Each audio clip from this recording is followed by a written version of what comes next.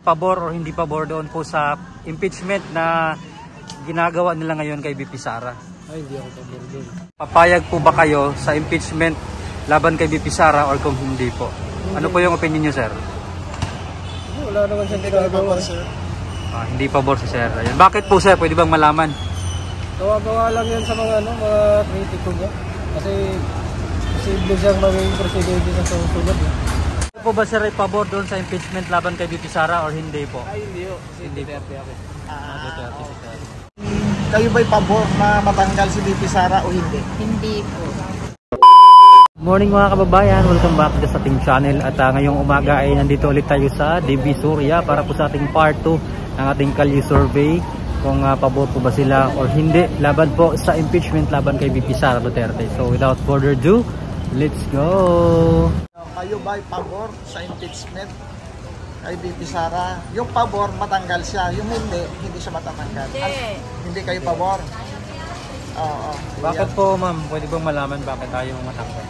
Siyempre maganda naman ano nga, diba? Ayan, si ate. Yan ang rason mo, ate.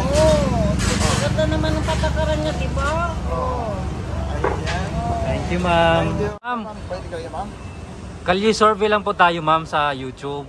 Balita, tanong lang namin sa iyo kung ano po yung opinion nyo, kung papayag po ba kayo na ma-impeach si VP Sara or hindi. Ano po yung opinion? Kasi, Hindi po. Hindi. Bakit po, ma'am? Kasi magaganda naman yung pamamalakad ni VP Sara. Tapos marami rin siyang natutulungan. So, ayan, hindi papayag si ma'am. Ayan, thank you, ma'am, ha. Kayo po ba, sir, ay pabor doon sa impeachment laban kay VP Sara or hindi po? Ay, hindi po. Hindi po. ako. Duterte, sir. So, talagang kung kayo, sir, hindi kayo pabor? Hindi po. Oo. Bakit kayo, sir? So, Duterte kasi ako. Okay. Sige, sir. Salamat, ha. Thank you, sir. Sir, good morning po. Kalye survey lang po tayo. Bali, yung topic po natin ngayon, sir, kung papayag po ba kayo sa impeachment laban kay VP Sara or kung hindi po. Ano po yung opinion niyo, sir? Wala naman siyang Hindi kayo ginagawa, pabor, sir. Hindi pabor si sir. Ayan. Bakit po, sir? Pwede bang malaman? Gawa-gawa lang yan sa mga mga kritiko niya. Kasi posible siyang maging presidente sa susunod. Hindi Duterte po kami. Salamat. Thank you, sir, ha. Ma'am, good morning po. Kalye survey lang po tayo, ma'am.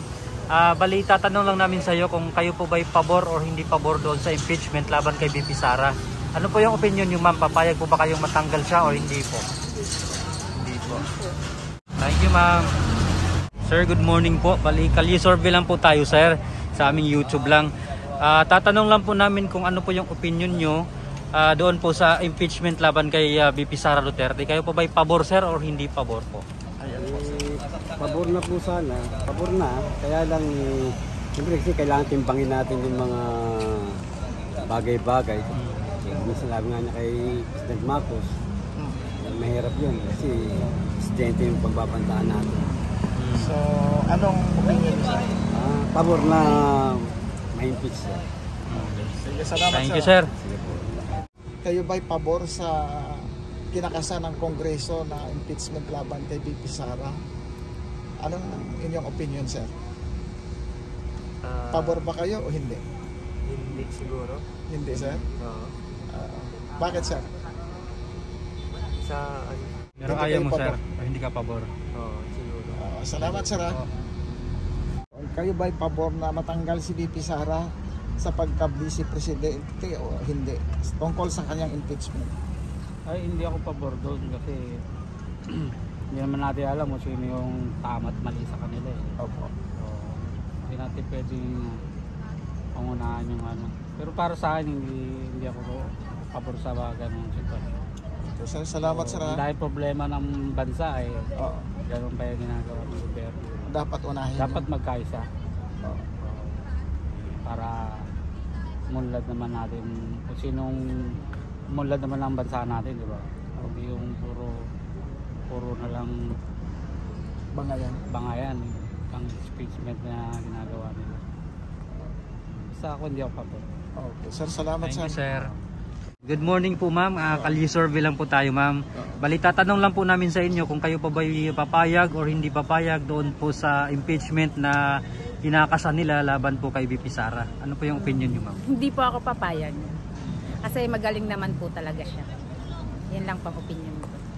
Thank you mama. Thank you. Thank you po. Kalye survey lang ito tungkol sa impeachment ni VP Sara na kinakasan nila. Kayo ba'y pabor na matanggal ba siya o hindi? Hindi ako pabor. Pwedeng malaman ma'am bakit po hindi kayo pabor? Hindi mo naman malaman kung sino nagsasabi ng totoo o hindi. Maaaring sinisiraan lang siya. Marami nakapalibot kay Marcos na gusto talaga nila ibaksak ang mga Duterte. Ayan lang ma'am. Salamat mama. Salamat po. Sir, good morning po. Kalye survey lang po tayo sir, kukunin lang po namin yung inyong opinion. Kung kayo po ba'y pabor or hindi pabor doon po sa impeachment na ginagawa nila ngayon kay VP Sara. Ay, hindi ako pabor doon. Hindi po kayo pabor. Bakit po sir, pwede malaman sir? Kasi marami naman na ayun siya na dapat imbestigat bakit yung BP lang ang ating iniimbestigahan nila. Dapat ang unahin nilang imbestigahan yung Office of the President. Bago, dapat mataas mo na bago yung pinakamababa. Ayan, maraming salamat sir ha. Yan ang opinion niya sir. Ayun, thank you po. Salamat. And sir, good morning po. Kalye survey lang tayo sir. Tatanong lang po namin sa iyo kung kayo po ba'y papayag or kung papayag or hindi doon po sa impeachment na ginagawa nila laban kay VP Sara. Ano po yung opinion niyo doon sir? Papayag ako. Papayag po kayo. Ayan. Pwedeng malaman sir bakit po papayag kayo? Sagot yan eh. Basta ako papayag lang sa ano eh. Papayag ka lang. Yun lang nasa isip ko eh. Papayag ako sa speech mo si Sara Duterte. Thank you sir ha. Sige po. Salamat. Kayo ba'y pabor doon sa impeachment na kinakasan ng Kongreso kay VP Sara o Hindi.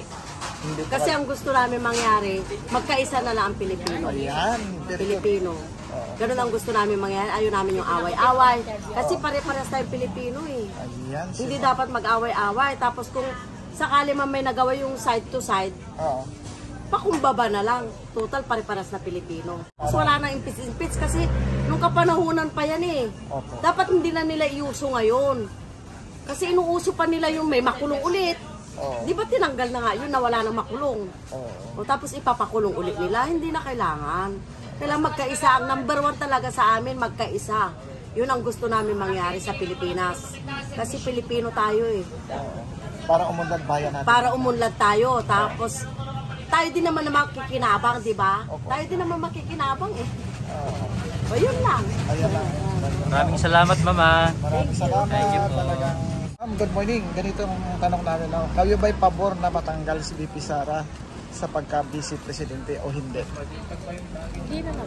Hindi naman po. Ito, Pwede pong malaman ma'am kung bakit po ayaw mo ma-impeach po siya. Maganda naman po yung mga kulong niya. Patakaran po yan.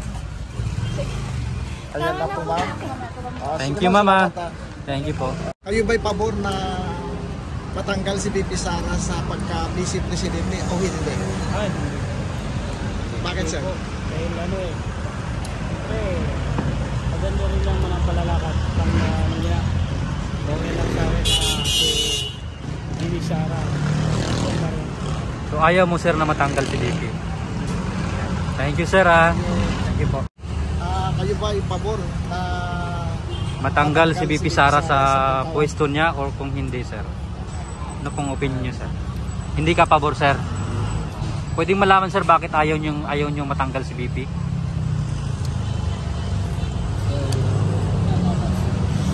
Ayaw mo lang siyang matanggal. Thank you sir ha. Thank you po. kayo ba'y pabor na matanggal si VP Sara o hindi? Hindi po. Bakit pa?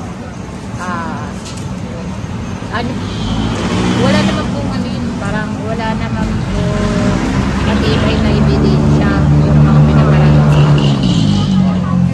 At saka alam naman po ng taong bayan yun, sir.